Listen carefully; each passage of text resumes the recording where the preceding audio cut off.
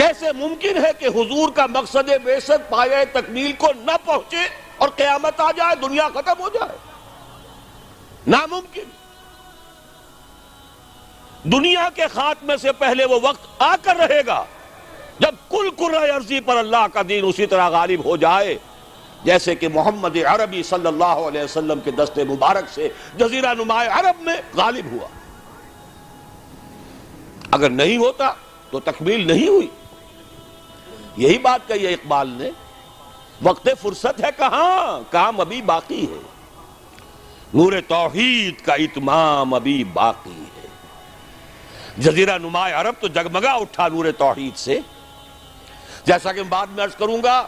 پھر اصحاب ثلاثہ، خلفائے ثلاثہ کے عہد خلافت میں کہاں سے کہاں کا علاقہ جو ہے وہ منور ہو گیا، بقعہ نور بن گیا توحید سے۔ لیکن پوری دنیا تو نہیں ہوئی نا، ابھی تو چین بھی تھا، ہندوستان بھی تھا، ابھی تو پورا یورپ بھی تھا، پورا افریقہ بھی تھا، سوائے شمالی افریقہ کے اور کہاں دین پہنچا تھا؟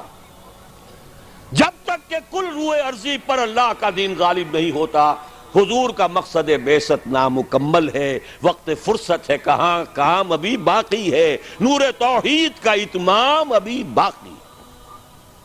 البتہ اتمام کے دو مفہوم سمجھ لیجئے۔ ایک ہے کسی شے کا کسی ایک بلندی تک پہنچ جانا، ایک ہے کتنی اس کی وسعت کتنی ہے۔ اتمام دین اور دین کا غلبہ جزیرہ نماء عرب میں تو کامل ہو گیا، اس میں کوئی شک نہیں، لیکن کل روئے ارضی پر نہیں ہوا، توسیع ہونی ہے۔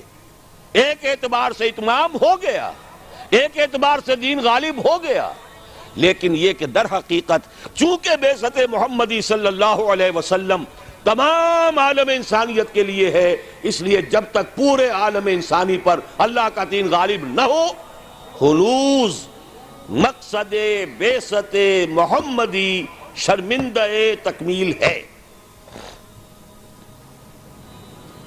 لیکن جان لیجئے ہو کر رہے گا۔